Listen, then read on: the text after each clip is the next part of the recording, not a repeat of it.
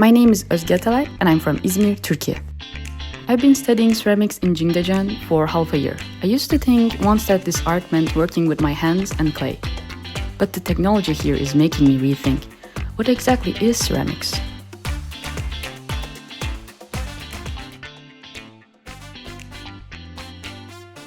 It's not a real dragon. You know, Chinese dragon always long.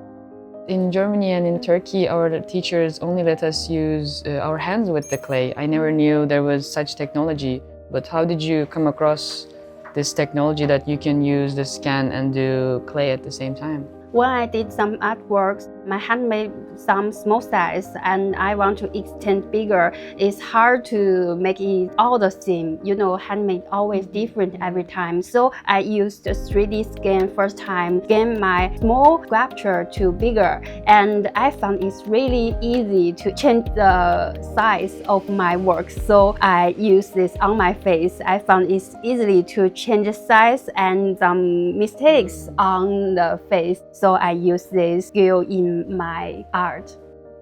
Jiaonan is a Chinese friend I met in Jingdezhen. Her studio is right across my university. She comes from Beijing, but she has made Jingdezhen her experimental lab. Her approach to making ceramics is bold, fresh, and somewhat unconventional.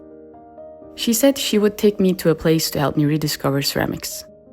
The Imperial Kiln Institute. Before coming here, I'd seen its arched red brick buildings in photographs. When I stepped inside, I discovered that it houses not intact porcelain items, but cultural relics pieced together from fragments. I used to think broken pieces meant failure, but here, every fragment has its own unique character. 现在看到的就是我们这个古陶瓷基因库的线上公众平台，在这里呢可以看到我们这个标本的相关的信息。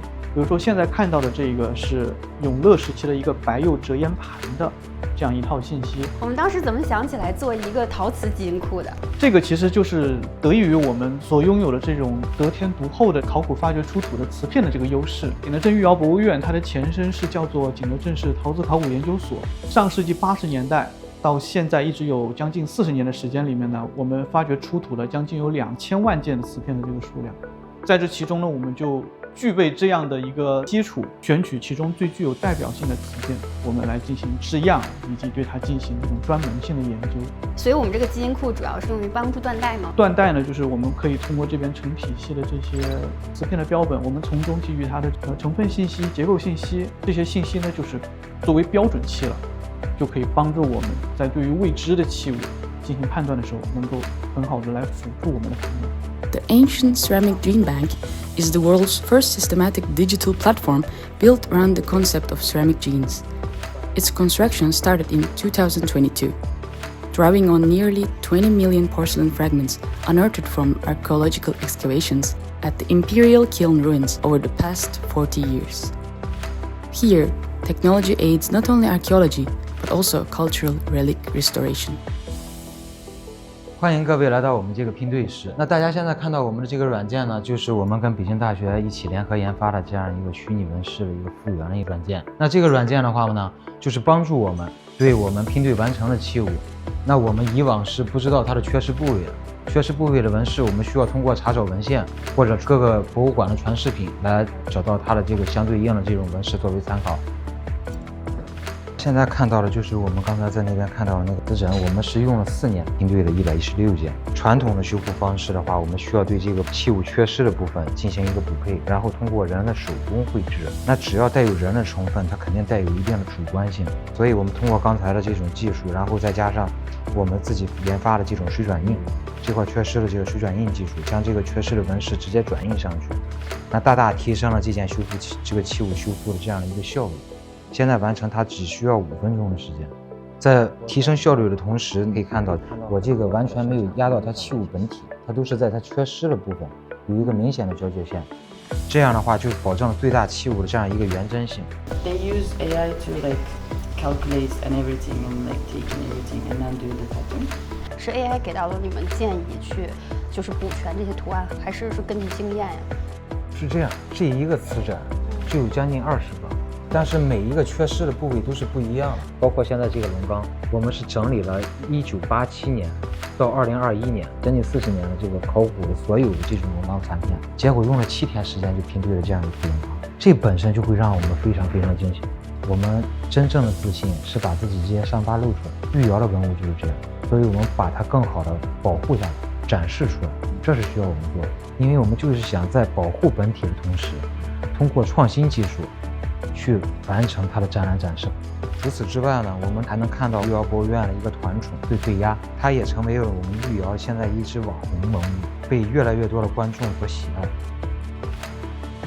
Broken pieces are not waste. They are data packets, and technology is their decryption code. Traditionally, master craftsmen judged the temperature of their kiln by listening to its hum and watching the flames. But at the Jingdezhen Ceramic Research Institute, Huzi uses data to explain the temperament of fire. 所以我们做这个有什么用呢？它是这样的，我们可以依据材料在不同温度下有不同位移收缩的一个这样的属性，通过测量这个陶瓷材料的一个热膨胀系数，然后依据它的一个材料的收缩情况来判断这个材料的一个最佳烧成温度和它的一个使熔温度是多少。这个是我们做陶瓷材料中最常用的一个测试。我们现在来教大家用一个最简便的方法，这是我们已经涂抹好的一个清透釉。如果我们要做一个类似于这种的青色，那我们可以直接往里面加我们一定的氧化铁就可以了。比如我们加2%的氧化铁，那我们先称400克吧。如果 OK， just 8。然后呢，我们现在就可以用搅拌了啊。So, what temperature is this glaze going to be in the final kiln? 烧9号之内。这个呢，就是我们说的铁的含量很低，是 just 0.5%。这个青花料里面，如果它的铁元素的含量比较高，那么它在还原的情况下，它是变成2价铁的，很容易形成我们说的过饱和。就是我们说的这个水里面加盐，它是慢慢溶解，最后你加入这个盐，它就不溶解了。如果这个时候你把那个盐水一降温，那个盐自然就析出来了。那么我们这个氧化铁它会助溶，所以在降温的时候，它就会以这种4氧化碳铁这种吸斑的形式吸出来，所以你可以看到有些有吸斑。这就是我们经常见的宣德青花的晕染吸斑，它的原理就是这样。宣德 period. 对。Has this character. The container is iron is different, so they have this outstanding. Is out of glaze, the color go brown after burning in gas kiln. From off-white to sky blue to deep blue, the color of porcelain is no longer a happy accident, but precise poetry. Data makes the color controllable. But what about the shape? Jianan said she would take me to see another possibility. Michael May is an American ceramic artist and a friend of Jianan. He's fascinated by 3D printed ceramics and has built his own machines, written his own codes. He says machines don't replace hands, they just change the way we express ourselves.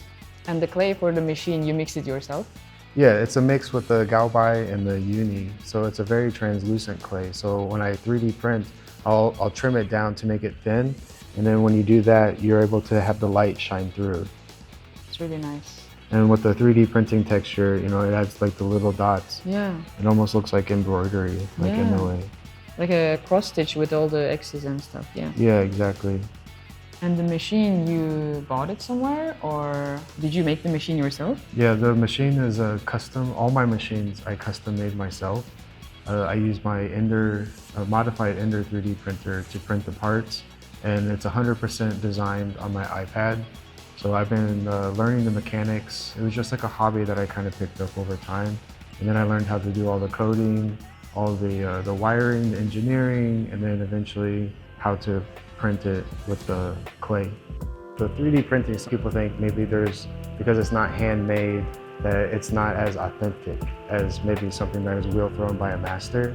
So that's why I now incorporate the traditional techniques with the 3D print. So I can like 3D print the cup, and then traditionally I can trim it and do a glazing So I bring those two aspects of the craft together, and I think it's quite interesting. It's actually inspired a lot of other artists that I know here in Jingdezhen to start trying to incorporate 3D printing into their traditional works as well. How do you think this will change the world of ceramics and clay?